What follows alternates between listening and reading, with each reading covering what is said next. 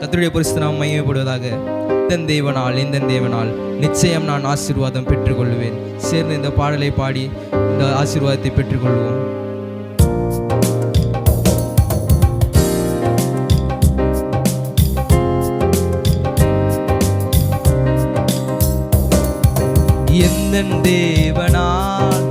எந்தன் தேவனால் நிச்சயம் நான் ஆசீர்வாதம் பெற்றுக்கொள்ளுவேன்.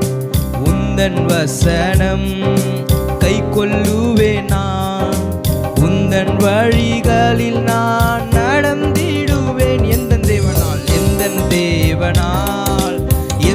தேவனால் நிச்சயம் நான் ஆசீர்வாதம் பெற்றுக்கொள்ளுவேன்.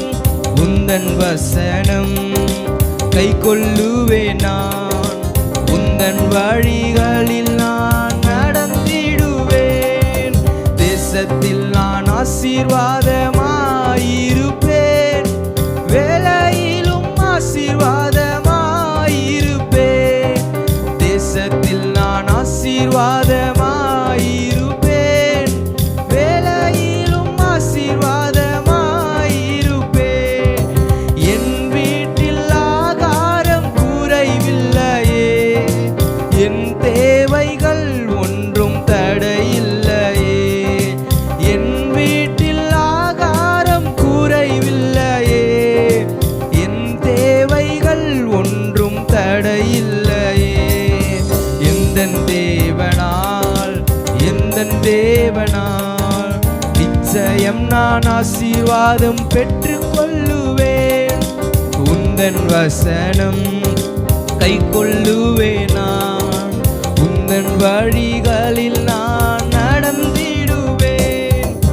எனக்கு எதிராய் வரும் ஆயுதமெல்லாம் நிர்மூலமாய் போய்விடும். எந்தன் தேவனால் எனக்கு எதிராய் வரும் ஆயுதமெல்லாம் நிர்மூலமாய் போய்விடும். எந்தன் தேவனால் என் பலன் ஆரோக்கியம் தேவன் தானாமே. என் சரீரம் ஆசீர்வதிக்கப்படும். என் பலன் ஆரோக்கியம் தேவன் தானாமே.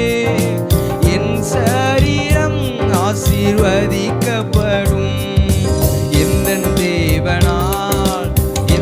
தேவனால் நிச்சயம் நான் ஆசீர்வாதம் பெற்றுக்கொள்ளுவேன். உந்தன் வசனம் கை கொள்ளுவேன். நான் உந்தன் வழிகளில் நான் நடந்திடுவேன். இனி என்றும் கடன் வாங்க விட மாட்டார். கொடுத்ததை செழித்தோங்க செய்திடுவார். இனி என்றும் கடன் வாங்க விட மாட்டார். கொடுத்ததை செழித்தோங்க செய்திடுவார். உயர்வடைவேன் என் வாழ்க்கையிலே. உன்னதங்களில் என்னை உயர்த்திடுவார். உயர்வடைவேன் என் வாழ்க்கையிலே. உன்னதங்களில் என்னை உயர்த்திடுவார். எந்தன்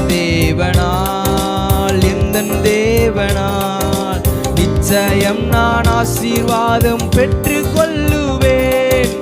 உந்தன் வசனம் கை கொள்ளுவேன். நான் உந்தன் வழிகளில் நான் நடந்திடுவேன். எந்தன் தேவனால் நிச்சயம் நான் ஆசீர்வாதம் பெற்றுக்கொள்ளுவேன். உந்தன் வசனம் கை கொள்ளுவேன். நான் உந்தன் வழிகளில் நான் நடந்திடுவேன். ஆமென். நம் தேவனால் நாம் நிச்சயம் ஆசீர்வாதத்தை பெற்றுக்கொள்வோம். Praise God. கர்த்தர் நல்லவர். இயேசு கிறிஸ்துவின் நாமத்தை குறித்து தியானித்து வருகிறோம். இயேசுவின் நாமம் எவ்வளவு வல்லமை உள்ள நாமம். இயேசுவின் நாமத்தினாலே சப்பானி எழும்பி நடந்தான். அப்போஸ்தலர் நடபடிகள் 3ஆம் அதிகாரத்தில் பேதுரு யோவானும் இயேசுவின் நாமத்தினாலே எழும்பி நடன்னு சொல்லி சொன்னபோது அவன் இயேசுவின் நாமத்தில் எழும்பி நடந்தான். அதனால் அங்கே தேவாலயத்தண்டை கூடியிருந்தவங்க அத்தனை பேரும் இவன் எப்படி நடந்தான், எந்த வல்லமையில் நடந்தான் அப்படின்னு சொல்லி கேட்கும்போது பேதுரு சொல்கிறாரு, ஜீவாதிபதியாக இயேசுவை நீங்கள் கொலை செஞ்சீங்க. இயேசு என்கிற நாமத்தில் தான் இவன் எளிமை நடந்தான். அவர் இன்றைக்கு உயிரோடு இருக்கிறார். அவர் நாமம் வல்லமை உள்ளது.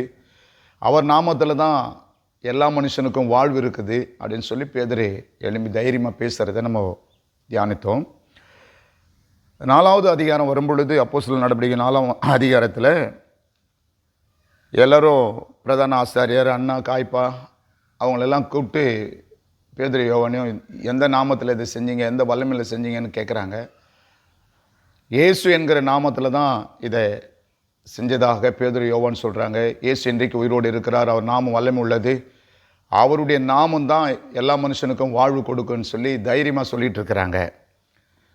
அப்போஸ்தலர் நடவடிக்கை 4ஆம் அதிகாரத்தில் 12வது வசனத்தில் அவர் சொல்கிறாரு, அவராலே இன்றி வேறு ஒருவராலும் ரட்சிப்பு இல்லை.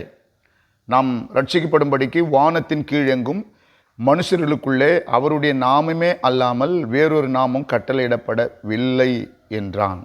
கட்டளையிடப்படவில்லை இல்லை என்றான், கட்டளையிடப்படலை, வேறு நாமமே இல்லை அப்படின்றான். இயேசு என்கிற நாமத்துக்கு தான் இந்த பூமியில் அதிகாரம் இருக்கிறது.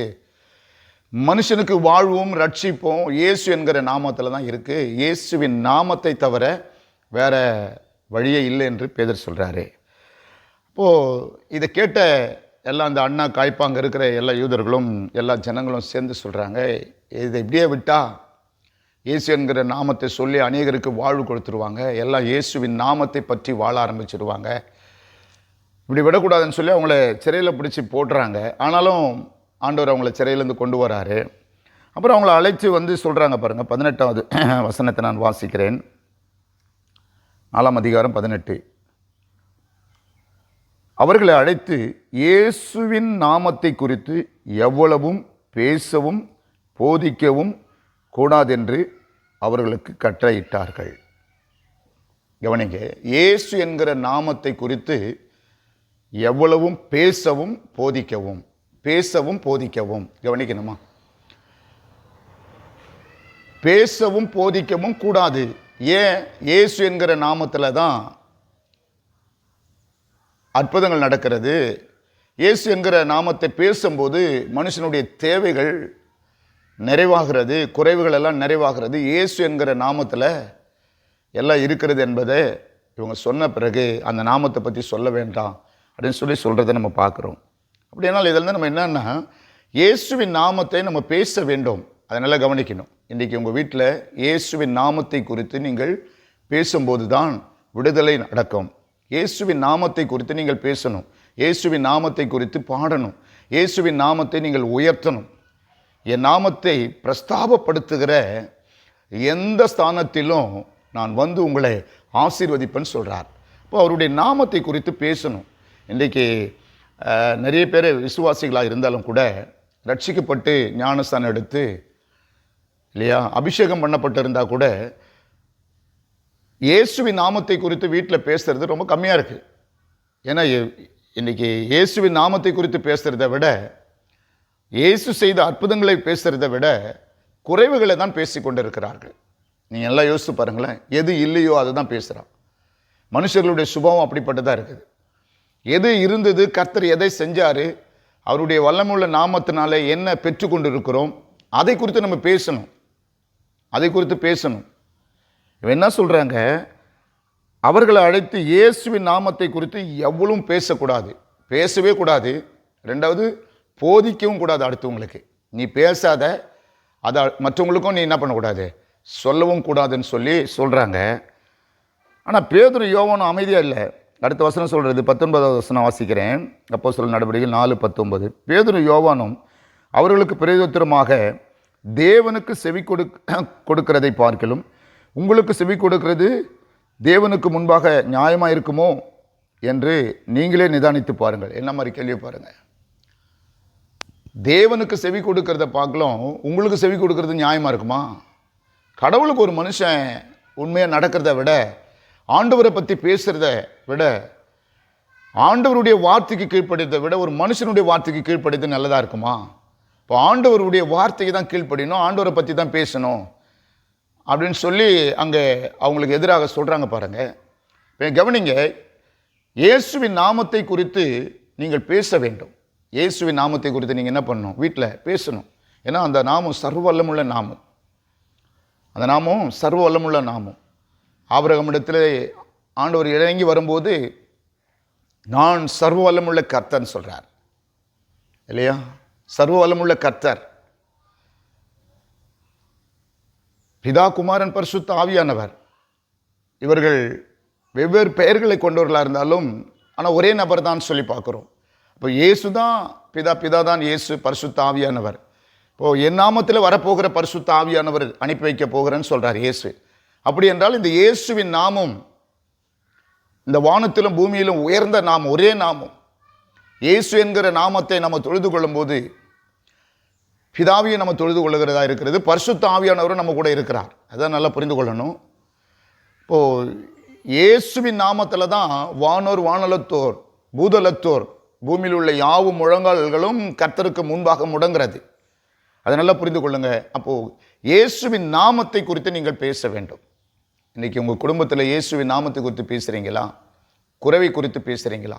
இயேசுவின் நாமத்தில் குறித்து, அவருடைய நாமத்தில் பெற்ற ரட்சிப்பை குறித்து பேசுகிறீங்களா? அவருடைய நாமத்தை குறித்து விடுதலை குறித்து பேசுகிறீங்களா? அதை நீங்கள் நல்லா கவனிக்கணும். நீங்கள் எந்த அளவுக்கு பேச வேண்டும். எவ்வளவும் பேசக்கூடாது, போதிக்கக்கூடாதுன்னு சொல்கிறாங்க. அப்படின்னா பார்த்துங்க, எந்த அளவுக்கு இயேசுவின் நாமத்தையே பேசாமல் இருந்தால் என்ன நடக்கும், பேசினா என்ன நடக்கும் அப்படின்றது இவங்க நல்லா புரிஞ்சுக்கிட்டாங்க. யார்? ரட்சிக்கவே படலை, இயேசுவின் நாமத்தை பற்றியே தெரியாது. இயேசுவின் நாமத்தில் இப்படி ஒரு நிகழ்ச்சி நடந்திருக்கிறதுன்றதான் பார்க்குறாங்க.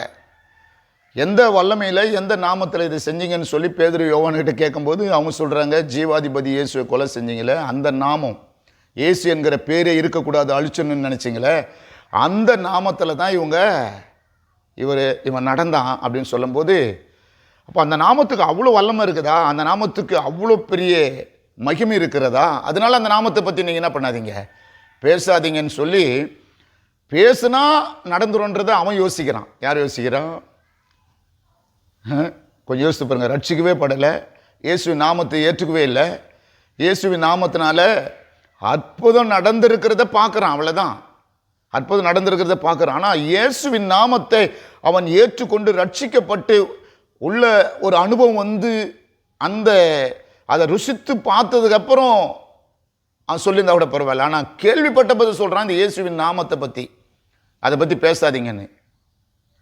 ஆனால் ரட்சிக்கப்பட்ட நீங்கள், ரட்சிப்பின் அனுபவம் பெற்ற நீங்கள், கர்த்தர் நல்லவர் என்பதை ருசித்து பார்க்கிற நீங்கள் இயேசுவின் நாமத்தை குறித்து பேசுகிறீர்களா?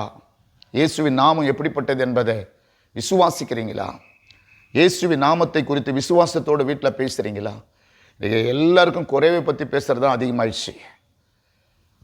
ஒரு கல்யாண வீட்டுக்கு போனால் அங்கே எல்லாம் நிறைவாக இருந்திருக்கும், எல்லா நல்ல நிகழ்ச்சியெல்லாம் நல்லா இருந்திருக்கும் இல்லையா? அங்கே இருக்கிற பொண்ணும் மாப்பிள்ளையெல்லாம் ரொம்ப நல்லா இருந்திருப்பாங்க, எல்லாமே நல்லா சீரம் சிறப்பமாக நடந்திருக்கும் பாருங்கள். கடைசி அந்த சாப்பாட்டில் சின்ன ஏதோ ஒரு கூட்லேயோ பொருள்லையோ ஒரு சின்ன கொஞ்சம் உப்பு குறைவாக இருந்திருக்கும் பாருங்கள். அதை பற்றி நிறைய பேசுவாங்க, ஆனால் அங்கே நல்லா இருந்ததை பற்றி பேச மாட்டாங்க. அந்த மாதிரி தான் உலகம்.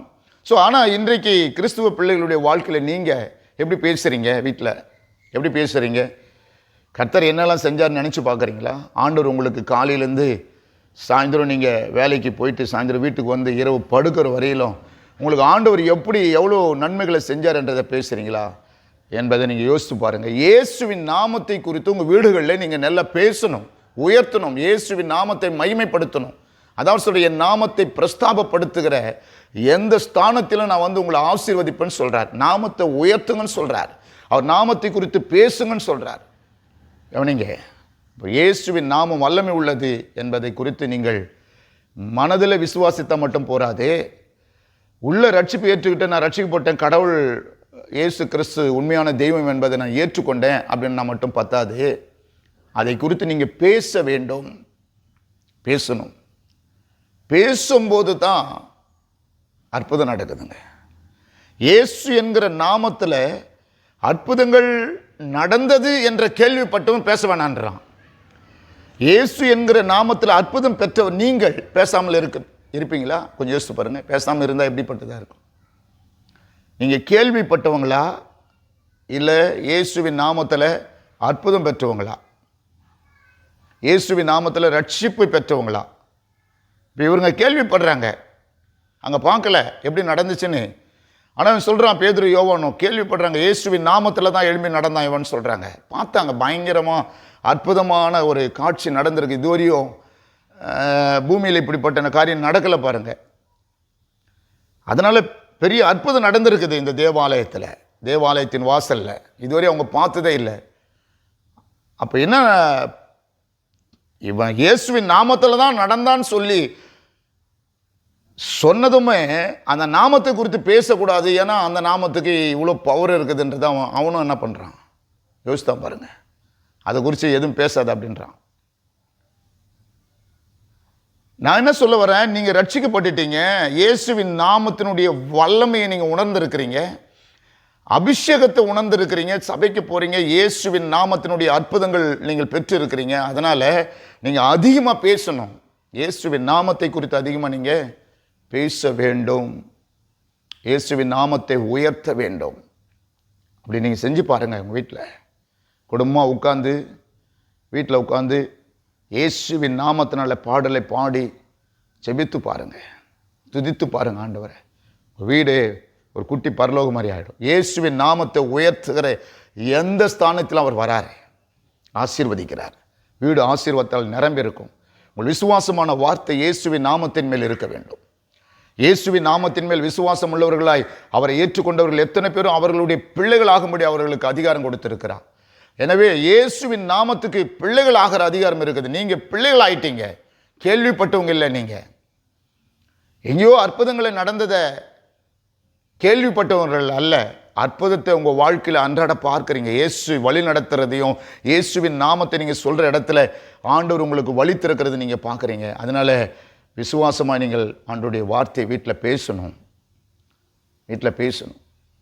இன்றைக்கு காலையில் வேலைக்கு போயிட்டு கணவர் வீட்டுக்கு வரார், மனைவி வீட்டுக்கு போயிட்டு வேலைக்கு போயிட்டு வராங்க, பிள்ளைங்க ஸ்கூல் போயிட்டு வராங்க. எல்லாம் வந்த போது வீட்டில் பேசுறது என்னென்னா, இன்றைக்கி என்னெல்லாம் நடந்துச்சோ அதை குறித்து எல்லாம் பேசுகிறாங்க. ஆனால் அங்கே இயேசுவின் நாமத்தை குறித்து பேசுகிற வார்த்தைகள் இருக்கிறதா என்பதை நீங்கள் உங்கள் வாழ்க்கையில் பார்க்கணும். அதை அன்றாட வாழ்வில் பார்க்கணும். எவ்வளோ இயேசுவின் நாமத்தை உயர்த்துறீங்க காலையிலேருந்து சாயந்தரத்துக்குள்ளே, இல்லையா? இரவு படுக்கிறதுக்கு முன்னாடி வரையும் இயேசுவின் நாமத்தை எந்த அளவுக்கு நீங்கள் உயர்த்துறீங்க, எந்த அளவுக்கு நீங்கள் அவர் நாமத்தை மேம்படுத்துறீங்க. ஸோ பேதுரு யோவான் அவர்களுக்கு பிரயோஜனமாக, தேவனுக்கு செவி கொடுக்கிறதை பார்க்கிலும் உங்களுக்கு செவி கொடுக்கிறது தேவனுக்கு முன்பாக நியாயமாக இருக்குமோ என்று நீங்களே நிதானித்து பாருங்கள். நாங்கள் கண்டவைகளும் கேட்டவைகளையும் பேசாமல் இருக்கக்கூடாதோ என்றார்கள். நாங்கள் கண்டமே, நாங்கள் கேட்டுமே, ஏற்கனவே நாங்கள் இயேசுவின் நாமத்தை சொல்ல கேட்டோம், ஆனால் இப்போ காண்றோம், கண்டவைகளும் நாங்களே அதை பார்த்துருக்குறோம், நாங்கள் பார்த்துட்டோம், கண்டுட்டோம், அதனால் நாங்கள் பேசாமல் இருக்க முடியாது அப்படின்னு சொல்கிறாங்க. இயேசுவின் நாமத்தை பேசுகிற இடத்துல அற்புதங்கள் நடக்கிறது. இயேசுவி என்கிற நாமத்தை நீங்கள் உச்சரிக்கும் போது அதிசயம் நடக்கிறது. ஏன்னா வானத்திலும் பூமியிலும் அவருடைய நாமமே இல்லாமல் வேறொரு நாமமும் வாழ்வளிக்கிற நாமம் மனுஷனுக்கு இல்லை என்பது சொல்லப்பட்டிருக்கிறது. எனவே இயேசுவின் நாமத்தை குறித்து பேசுங்க. ஆண்டவரால் முடியும், தேவனால் எல்லாவற்றையும் செய்ய முடியும் என்று விசுவாசத்தோடு, அவருடைய நாமத்தினால் எல்லாம் ஆகும் என்று விசுவாசிங்க, பேசுங்க. அப்படி நீங்கள் பேசும்போது காரியங்கள் வாய்க்கும், குறைவுகள் நிறைவாகும். குறைவை கூட நிறைவாக்குற ஆண்டவர் இயேசு வீட்டில் இருக்கிறத நீங்கள் பாருங்கள். திருமண வீட்டில் எத்தனையோ பேர் இருந்தாங்க, ஆனால் இயேசு கிறிஸ்து அங்கே இருக்கிறார். மரியாளுக்கு நல்லா தெரியும், அந்த திருமண வீட்டில் திராட்சை ரசம் குறைவான உடனே திராட்சை தோட்டக்காரர்கள் நிறைய பேர் அங்கே இருந்திருப்பாங்க. அந்த திருமண வீட்டுக்குள்ளே எல்லாம் பெரிய பெரிய பணக்காரன் தோட்டம் வச்சுக்கணும், 10 ஏக்கர் 20 ஏக்கர் தோட்டம் வச்சுக்கிறவங்களாம் வந்திருப்பாங்க இல்லையா? இல்லாவிட்டால் ஏற்கனவே ஆயத்தப்படுத்தப்பட்ட நிறைய திருமண வீட்டார் அடுத்து திருமணம் பண்ணுறதுக்கு கூட இப்படி வந்திருப்பாங்க. இப்படி தியானிக்கணும். யோசித்து பாருங்கள், கல்யாண வீட்டுக்கு போகிறவங்கன்னா எல்லாம் பிச்சைக்காராக போகிறாங்க. ஒரு திருமண வீட்டுக்கு போனால் கூட ஒன்றும் இல்லைன்னா கூட நல்லா நீட்டாக டச் பண்ணிட்டு போகிறாங்க. அதான் திருமணம் என்பது அப்படிப்பட்ட ஒரு நிகழ்வு இல்லையா? இப்போ திருமண வீட்டில் எல்லாரும் வந்திருக்கிறாங்க, எல்லா யூதர்களும் வராங்க பாருங்கள். அங்கே எல்லாருக்குமே சொத்து இருக்குது, எல்லாருக்குமே பணம் இருந்திருக்கும், எல்லாருக்குமே தோட்டம், திராட்சை தோட்டங்கள், எல்லா பொருளெல்லாம் இருந்திருக்கும். யாரும் திருமணம் செய்கிற வீட்டை விட ரொம்ப ஒன்றுமே இல்லாதவங்களாம் வந்திருக்க மாட்டாங்க, எல்லாருமே வச்சுருக்கிறவங்க தான். ஸோ ஆனால் மரியாளுக்கு நிறைய பேர் தெரியும். பட் ஆனால் இயேசு என்கிற நாமத்தில் தான் அற்புதம் இருக்குது, இயேசுவால் தான் எல்லாம் ஆகும் என்பதை மரியாள் விசுவாசித்தாங்க. அதாங்க நடக்கிற விஷயமே. நான் விசுவாசிக்கிறேன், நிறைய தோட்டக்காரர்கள் இருந்தாங்களே, பெரிய பெரிய தோட்டக்காரர் இருப்பாங்க, இல்லைன்னா ஏற்கனவே திராட்சை ரசத்தை பல நாளாக ஊற வச்சு அதை இது பண்ணி சுத்திகரிப்பு பண்ணி எல்லாம் வச்சு ஆயத்தப்படுத்தி வச்சுருந்தவங்க கூட அங்கே இருப்பாங்க. ஆனால் அவங்கக்கிட்டலாம் அவங்க போயிருக்கலாம், போய் கேட்டிருக்கலாம், இவங்ககிட்ட திராட்சை தோட்டங்குது, இவர் பணக்காரர், எத்தனையோ தோட்டக்காரர்கள்லாம் அங்கே இருந்தாலும் கூட திருமண வீட்டில் இயேசு என்கிற நாமத்தில் தான் இந்த காரியம் நடக்கும், அவரால் எதையும் செய்ய முடியும் அப்படின்பதை இயேசுவை நாமத்தை குறித்தும் இயேசுவை குறித்தும் மரியாள் அறிந்திருந்தாங்க.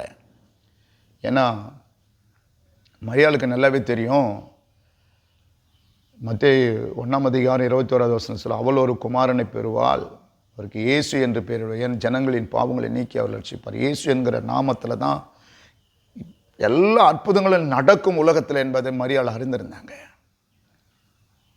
இயேசு சிலுவைக்கு போக முன்னாலே அவர் நாமத்தில் எல்லாம் முடியும், அவர் அப்படிப்பட்டவர், அவர் தெய்வ குமாரன், அவர் பரிசுத்த ஆவியானவர், அவரால் எல்லாம் ஆகும், அவர் சொல்லாகும் கட்டளை நிற்கும் என்பதை விசுவாசத்தோடு கூட போய் சொல்கிறாங்க, பேசுகிறாங்க. யாருக்கிட்ட என்ன பேசுனா நடக்குன்றது அவங்களுக்கு நல்லா தெரியுது.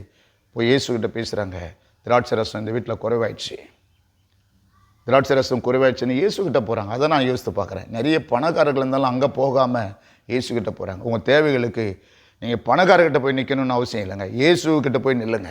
இயேசுவின் நாமத்தினால உங்கள் தேவை சந்திக்கப்படும். உங்களுக்கு பணம் பொருள் வேணுமா, ஆண்டவரிடத்தில் கேளுங்க, என் நாமத்தில் எதை கேட்பீர்களோ அதை பெற்றுக்கொள்வீர்கள் என்று சொல்லியிருக்கிறார். மரியாள் கேட்ட விதம் எனக்கு ரொம்ப பிடிச்சிருக்குது. நீங்கள் எத்தனை பேர் விசுவாசிக்கிறீங்க? மரியாள் சரியாய் அறிந்திருந்தார்கள் யாரிடத்தில் கேட்க வேண்டும். ஆயிரக்கணக்கான மக்கள் திருமண வீட்டுக்குள்ளே இருந்தாலும், அங்கே நிறைய பணக்காரர்கள் திராட்சை தோட்டத்தை வைத்து கொண்டிருந்தவர்கள் இருந்தாலும் கூட இயேசுவின்கிட்ட ஓடி போய் கேட்டாங்க பாருங்க. அவங்க அவர் சொல்லிட்டாரு, இன்னும் என் வேலை வரல, உன் வேலை போய் பாருன்னாரு. அடுத்த நிமிஷம் வேலைக்காரங்களை கூப்பிட்டு மரியாள் நேராக போய் வேலைக்காரர்கிட்ட சொல்லிட்டாங்க, அவர் என்ன சொல்கிறாரோ அதை செய்யுங்கப்பா, அவர் என்ன சொல்கிறாரோ அதை செய்யுங்கன்ட்டு போயிட்டாங்க. உடனே இயேசு வேலைக்காரர்களை கூப்பிட்டு ஜாடியில் தண்ணீர் நிரப்ப சொல்லுகிறார். என்ன காரியம்? அங்கே அற்புதம் நடந்தது. இயேசுவின் நாமத்தினால அற்புதம் நடந்தது. அங்கே இயேசு அங்கே அற்புதம் செய்ததை நம்ம பார்க்கிறோம், விசுவாசிக்கிறோம், நம்புகிறோம். என் வேலை இன்னும் வரலன்னு சொன்னார். அடுத்த நிமிஷமே வேலை வரத்துக்குன்னா 2 நாள் 3 நாள் ஆச்சு, இல்லை 1 வாரம் ஆச்சா, மாதம் ஆச்சா, 10 நாள் ஆச்சா, இல்லை, அந்த நிமிஷத்துலேயே வினாடி அதே திருமண வீட்டத்தில் ஒரு சில மணி துளி நேரத்தில் அங்கே அற்புதம் நடந்து எல்லா திராட்சை ரசத்தை குடிக்கிறாங்க இல்லையா? கொஞ்சம் யோசித்து பாருங்களேன். அப்போது இன்னும் வேலை வரல அப்படின்னு சொல்லும்போது, உங்கள் காரியத்துக்கு இன்னும் வேலை வரல, இன்னும் வேலை வரல, இன்னும் நேரம் வரல, இன்னும் காலம் வரல. ஆபிரகாம் 25 வருஷம் காத்திருந்தார், நானும் 25 வருஷம் தான் காத்திருக்கணும். 25 வருஷம் தான் காத்திருக்கணும்னால ஆபிரகாமுக்கு கர்த்தர் சொன்னார், ஆபிரகாம் அப்படியே அழைச்சார். ஆனால் இயேசு என்கிற நாமத்தினால உடனே அற்புதம் நடக்குது. எந்த அளவுக்கு நீங்கள் விசுவாசிக்கிறீங்களோ அந்த அளவுக்கு அற்புதம் உடனே ஆகிறது, அற்புத அதிசயம் நடக்கிறது. விசுவாசிங்க. அப்போது எதை பேசணும், எதை பேசக்கூடாது? இவங்க சொல்கிறாங்க இயேசுவின் நாமத்தை நீங்கள் பேசக்கூடாது, ஆனால் அதை போதிக்கக்கூடாது. ஆனால் பேதுரு யோவானு சொல்கிறாங்க, இல்லை இல்லை, நாங்கள் இயேசுவின் நாமத்தை பேசுகிறது தான் நியாயமாக இருக்கும், இயேசுவின் நாமத்தில் ஆகுன்னு சொல்கிறது தான் நியாயமாக இருக்கும், இயேசுவால் எல்லாம் முடியுன்னு தான் நியாயமாக இருக்கும், இயேசு அதை செய்ய முடியும், இயேசுவின் நாமந்தான் எங்களுக்கு வாழ்வு என்பதை பேசுகிறது தான் எங்களுக்கு நியாயமாக இருக்கும் அப்படின்னு சொல்லி சொல்கிறாங்க பாருங்கள். அப்போது அருமையானவர்களே, இயேசு என்கிற நாமத்தினால உங்களுக்கு கூடாதது ஒன்றுமே இல்லை. நீங்கள் அதை குறித்து பேசணும். இயேசுவின் நாமத்தை விசுவாசிக்கிறது மாத்திரமல்ல, பேச வேண்டும். இது ஆகும், கர்த்தரால் செய்ய முடியும், தேவனால் கூடும், எல்லாம் கூடும், தேவனால் கூடாத காரியம் ஒன்றுமே இல்லை. விசுவாசத்தோடு நீங்கள் பேச வேண்டும். கர்த்தருடைய வார்த்தை என் வாழ்க்கையில் நடக்குன்னு விசுவாசிக்க வேண்டும். நீங்கள் அப்படி விசுவாசிக்கும் போது நீங்கள் அற்புதங்களை காண முடியும். இயேசு கிறிஸ்துவின் நாமம் இன்றைக்கும் அற்புதம் செய்கிற நாமமாக இருக்கிறது, இன்றைக்கும் விடுதலை கொடுக்கிற நாமமாக இருக்கிறது. இயேசுவின் நாமத்தில் இன்றைக்கும் ஆமென் வியாதி சுகமாகிறது. இயேசுவின் நாமத்தினால வெறும் அற்புதங்களை செய்கிற வல்லமை இருக்குதா? இயேசுவின் நாமத்தினால வெறும் அதிசயங்களை செய்கிற வல்லமை மட்டும் இருக்குதான்னு இல்லை, இயேசுவின் நாமத்தில் அன்பு இருக்கிறது. இயேசு என்கிற நாமத்தை உச்சரிக்கும் போது சமாதானம் வருகிறது. சமாதானம் இல்லையா? இயேசுவின் நாமத்தை நீங்கள் சொல்லும் போது சமாதானம் கிடைக்கிறது. ஆமாம், ஒரு சமாதானம் வேணுன்றதுக்காக, ஒரு தேவைக்காக நீங்கள் இயேசுவின் நாமத்தில் கேட்கும்போது தேவை சந்திக்கப்படுகிறது. அப்போது ஒரு சுகத்துக்காக இயேசுவின் நாமத்தை நீங்கள் ஆண்டவரே சுகமாக்க வேண்டும் என்று இயேசுவின் நாமத்தை விசுவாசிக்கும் போது இயேசுவின் நாமத்தில் சுகம் உண்டாகிறது. இயேசுவின் நாமத்தினால ரட்சிப்பு உண்டாகிறது. அப்போது இயேசு என்கிற பெயரில் அடங்கியிருக்கிற மிகப்பெரிய அந்த கனமான காரியங்களை பார்க்க முடிகிறது. இயேசுவின் நாமத்தில் இத்தனை காரியம் அடங்கியிருக்கிறது. இயேசுவின் நாமத்தில் வல்லம் இருக்கிறது, இயேசுவின் நாமத்தில் அன்பு இருக்கிறது, இயேசுவின் நாமத்தில் சமாதானம் இருக்கிறது, இயேசுவின் நாமத்தில் சுகம் இருக்கிறது. இயேசு என்கிற நாமத்தை நீங்கள் பயன்படுத்தும் போது ரட்சிப்பு இருக்கிறது. இயேசு என்கிற நாமத்தை பயன்படுத்தும் போது பரலோகமே உங்களுக்கு இருக்குது, மகிமையான வாழ்க்கை இருக்கிறது. இயேசு என்கிற நாமத்தை நீங்கள் உச்சரிக்க வேண்டும். இயேசு நாமத்தையே பேச மாட்டாங்க. நிறைய பேர் ஜெபம் பண்ணும்போது அப்பா அப்பா அப்பா அப்பா அப்பா அப்பா வாயில் இயேசு என்கிற நாமத்தை உச்சரிக்க மாட்டாங்க. அதான் யோவான் சொல்லும்போது சொல்கிறார், இயேசு என்கிற நாமத்தை உச்சரிக்காத அந்தி கிறிஸ்து, கள்ள ஆவி இல்லையா? அப்போ இயேசு என்கிற நாமத்தை ஜெபத்தில் பயன்படுத்தணும். இன்றைக்கி பாருங்கள், நிறைய பேர் ஜெபத்தில் இயேசு என்கிற நாமத்தை பயன்படுத்த மாட்டாங்க. எத்தனை பேர் இயேசுவின் நாமத்தை ஜெபத்தில் பயன்படுத்துகிறாங்க? நிறைய பேர் இயேசுவின் நாமத்தை சொல்ல மாட்டாங்க. அப்பா தோத்துறோம் தோத்துறோம், அப்பா தோத்துறோம். இடையில இயேசு என்கிற நாமத்தை பயன்படுத்த வேண்டும். இயேசுவின் நாமத்தில் எல்லாம் ஜெபம் பண்ணிட்டு என்ன சொல்லுவாங்கன்னா, கடைசியில் இயேசுவின் நாமத்தில் ஜெபிக்கிறேன் நல்ல பிதாவே அப்படின்னு சொல்லுவாங்க. அதுக்கு முன்னாடி இயேசுவின் நாமத்தை பயன்படுத்த வேண்டும். ஜெபங்களில், ஜெப நேரங்களிலே நீங்கள் இயேசுவின் நாமத்தை பயன்படுத்த, வீட்டில் ஜெபம் பண்ணும்போது அதான் சொல்கிறார் அவர், என் நாமத்தில் எதை கேட்பீர்கள்னு சொல்கிறார். அப்படின்னா என்ன அர்த்தம்? கேட்கும்போது அவருடைய நாமத்தை பயன்படுத்தணும்னு சொல்கிறார். இயேசுவின் நாமத்தினால எல்லாம் பயன்படுத்தும் போது பிதாவாகிய தேவன், பரிசுத்த ஆவியானவர், அவர் நம்ம இயேசுவின் நாமத்தை சொல்கிற இடத்துல தான் நம்ம அவர் கூட தான் இருக்கிறார். நானும் பிதாவும் ஒன்றாக இருக்கிறேன்னு சொல்கிறார். பரிசுத்த ஆவியானவர் என் கூட இருக்கிறேன்னு சொல்கிறார். நம்ம எல்லாரும் ஒன்றாக இருக்கும்படிக்கு அப்படின்னு சொல்கிறார். அப்போது கவனிங்க, இயேசு என்கிற நாமத்தை நீங்கள் உயர்த்த வேண்டும், உயர்த்த வேண்டும். ஜெபிக்க போகிறோம். இயேசு என்கிற நாமத்தினால தான் எல்லா காரியங்களும் வாய்க்கிறதை நம்ம விசுவாசிக்க வேண்டும். அதற்கு தான் பிதாவாகிய தேவன் இயேசுவை இந்த உலகத்திற்கு அனுப்பி வைத்தார் இல்லையா? அவருடைய நாமத்தில் ஒரு பெரிய மீட்பை நமக்கு தரும்படிக்கு அனுப்பினார். உங்கள் வீட்டில் இயேசு நாமத்தை பயன்படுத்தி ஜெபம் பண்ணுங்க. ஜெபத்தில் இயேசுவின் நாமத்தை அறிக்கையிடுங்க. இயேசுவின் நாமத்தை அறிக்கையிடாத பொல்லாத கள்ள ஆவிகள்னு சொல்கிறாரு. இந்த நாமத்தை நீங்கள் சொல்லி ஜெபம் பண்ணும்போது கர்த்தர் அற்புதங்களை செய்வார். ஜெபிக்கலாமா? பரிசுத்தமுள்ள பரலோக பிதாவே, இயேசுவின் நாமத்தினால நான் ஜெபிக்கிறேன். இந்த நிகழ்ச்சியை பார்த்து கொண்டிருக்கிற ஒவ்வொரு பிள்ளைகள் மேலேயும் ஆண்டவருடைய வல்லமை இறங்கட்டும் என்று நான் ஜெபிக்கிறேன். உம்முடைய நாமத்தில் ஆசீர்வாதங்கள் இருக்கிறது, உம்முடைய நாமத்தில் சுகம் இருக்கிறது, உம்முடைய நாமத்தில் சமாதானம் உண்டு ஆண்டவரே. உம்முடைய நாமத்தில் எல்லாம் அடங்கியிருக்கிறது. ஒவ்வொரு மனிதருடைய வாழ்வுக்கு உம்முடைய நாமத்தில் அடங்கியிருக்கிறதாப்பா. இதை நிகழ்ச்சியை பார்த்து கொண்டிருக்கிற ஒவ்வொரு குடும்பத்திலையும் சமாதானம், சந்தோஷம், ஆண்டவரே மீட்பு உண்டாகட்டும் என்று நான் ஜெபிக்கிறேன். நீங்கள் அப்படி செய்கிறதற்காக ஸ்தோத்திரம். ஆசீர்வதிங்க, காத்துக்கொள். இயேசுவின் நாமத்தில் ஜெபிக்கிற நல்ல பிதாவே. Amen, amen. God bless you.